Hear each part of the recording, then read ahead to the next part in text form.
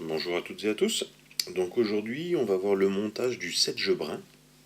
Donc pour ce faire, il va nous falloir un hameçon de 14 type Akita 502 ou Tiemco 100, qui sont exactement les mêmes. Un fil de montage 14-0 ou 10-0. Pour faire le corps, il va nous falloir une plume de cul de canard brun qu'on va twister. Pour faire le dessous de l'aile, un petit restant de plume pour mettre en dessous de l'aile. Pour faire l'aile, il va nous falloir une pelle entière. Donc quand je dis une pelle, c'est qu'on va prendre une plume comme ça entière, deux pelles de limousin gris brillant. Pour faire le thorax, il va nous falloir du dubbing, d'écureuil gris. Le toupet sera fait en paraposte blanc. Et pour finir, les pattes, on va prendre une plume de coq gris. Allez, je commence mes enroulements au tiers, j'emmène mon montage jusqu'à la courbure.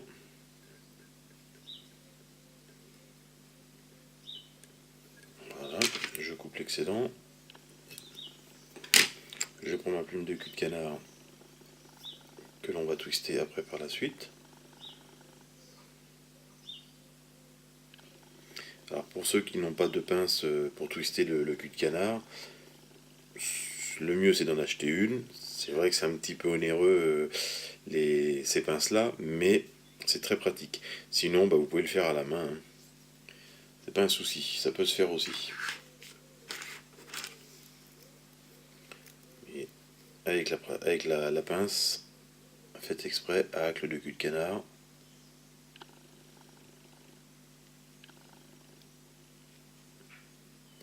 C'est vraiment l'idéal.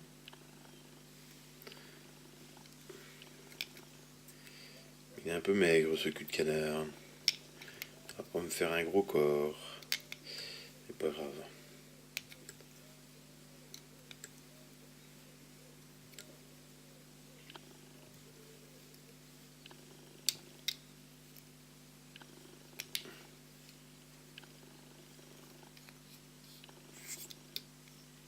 Voilà, là je le sécurise.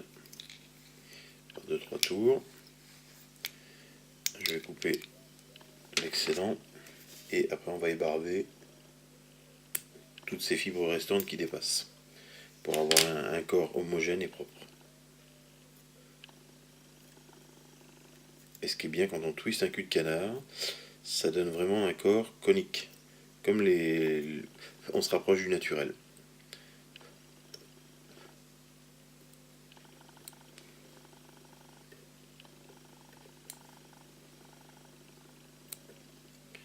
Et vous regarderez que le jour où vous pourrez prendre un sedge, au niveau de leur arrière-train, le sedge est vraiment foncé, et plus on va vers l'avant, et plus ça s'éclaircit.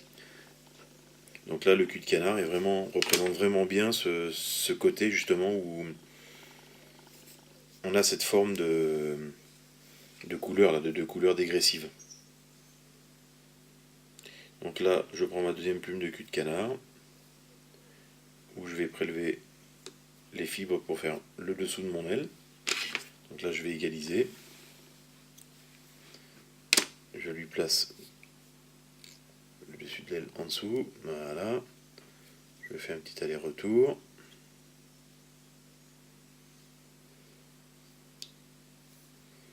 Comme ceci.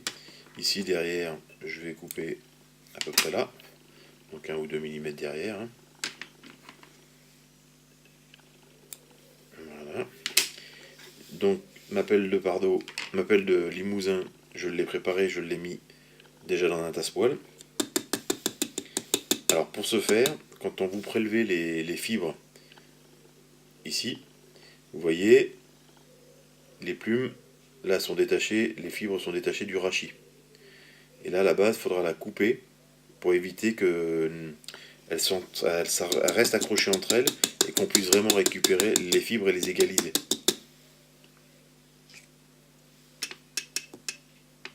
Vous voyez, là, comme je les ai coupées préparées tout à l'heure, elles sont égalisées. Donc là je vais prendre les pointes, et si vous regardez bien, vous voyez j'ai coupé derrière. J'ai égalisé mes poils, enfin mes fibres. Donc là je vais poser un tout petit peu plus long que mon cul de canard.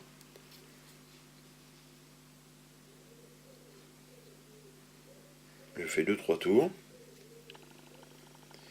Je mets mon pouce ici, je mets en éventail et je redresse en même temps mon aile. Quand ça c'est fait, je serre bien mon fil de montage. Je prends l'excédent et je vais tout couper.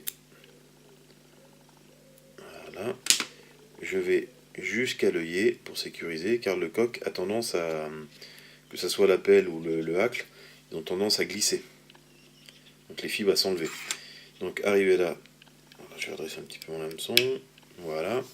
Donc là on va lui mettre une petite goutte de cyanolite pour sécuriser le tout et pour maintenir aussi notre aile.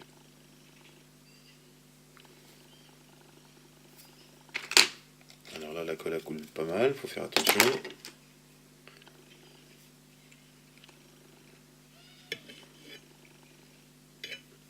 Voilà.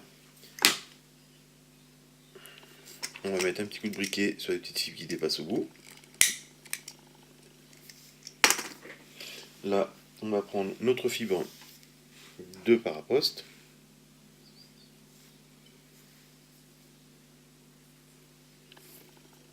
On va la replier en deux.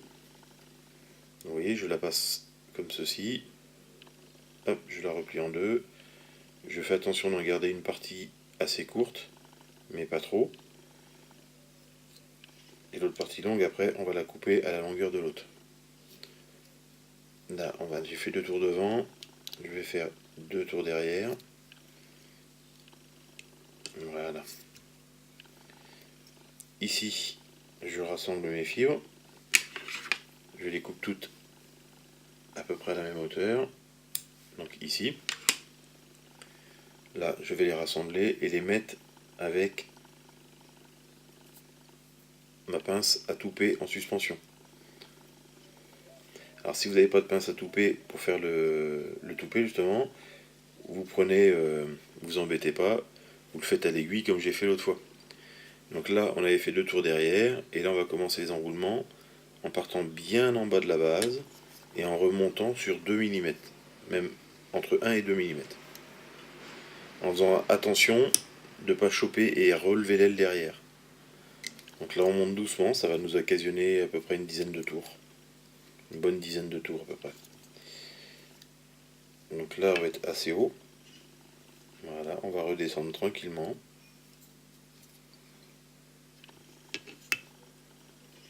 Ça nous fait une base pour pouvoir entourer notre coup de coque. Voilà. Là, on va prendre notre coup de coque, on va le mettre à la verticale.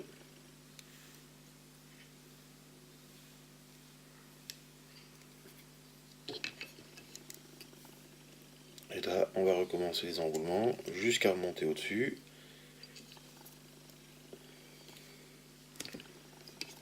Et on redescend jusqu'à la base du montage.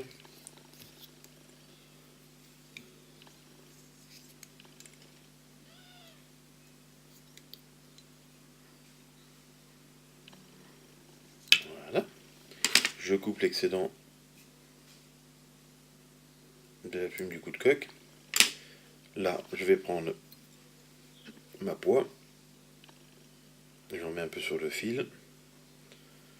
Et je vais charger en dubbing d'écureuil. Vous voyez, une pincée, j'étale mon fil dessus, enfin mes fibres d'écureuil dessus. Je charge un petit peu mon fil,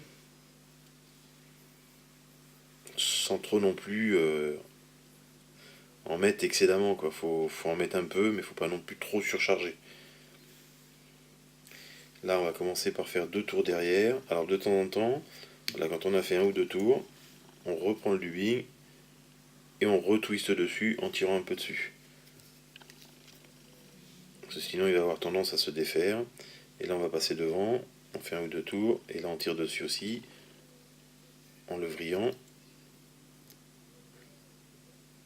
Et là, j'enlève tout l'excédent.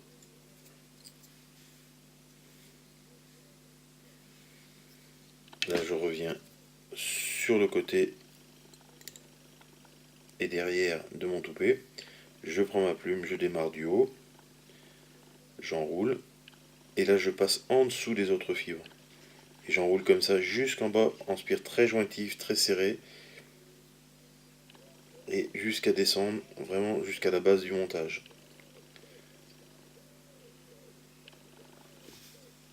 Quand je suis là, je récupère mon fil de montage, et c'est pareil avec mon fil de montage, je passe bien en dessous de mes fibres, tout en bas du montage. Hop, je passe une fois, je vais prendre ma plume, mon restant de plume, je vais faire une spire autour. Je vais repasser tout en bas, et je vais le faire 3-4 fois, en passant bien sous les fibres, ce qui va me permettre de relever mes fibres vers le haut, sans non plus trop les relever, et que ça dérange à la flottaison. Donc là, quand c'est fait 3-4 fois, on revient sur le montage, on revient sur la tête devant, on relâche notre parachute, on bascule à l'arrière notre toupet et on dresse notre tête. Ici, on va prendre le whip finish, on recommence, on dresse notre toupet vers l'arrière et on fait notre nœud. Une fois, et on va recommencer une deuxième petite fois. En faisant attention, bien sûr, comme d'habitude, de ne pas aller encombrer l'œillet. Voilà, notre fil de montage, c'est fini, on va pouvoir le couper. On va prendre le briquet et on va brûler l'excédent des petits poils qui sont au bout. Voilà. On va prendre une petite goutte de cyano pour sécuriser notre nœud.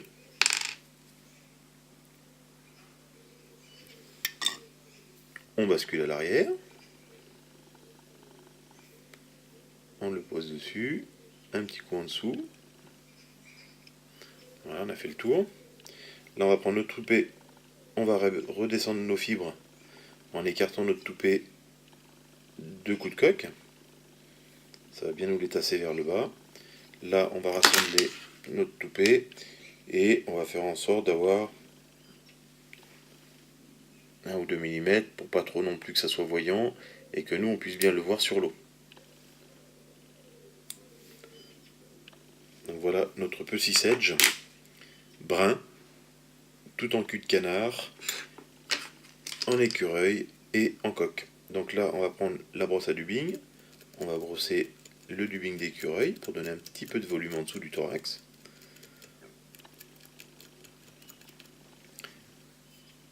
Hop.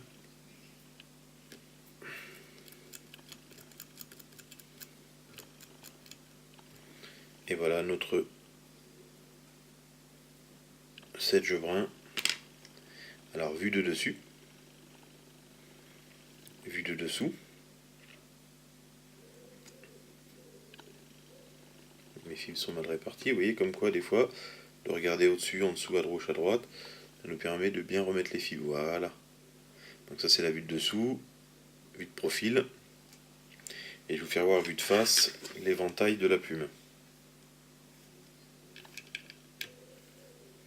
Donc ça c'est vue de face. Et voilà derrière ce que ça donne au niveau de l'éventail.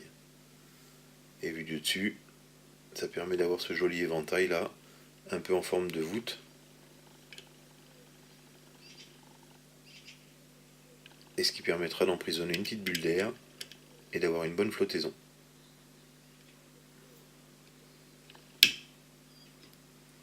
Bon montage à tous.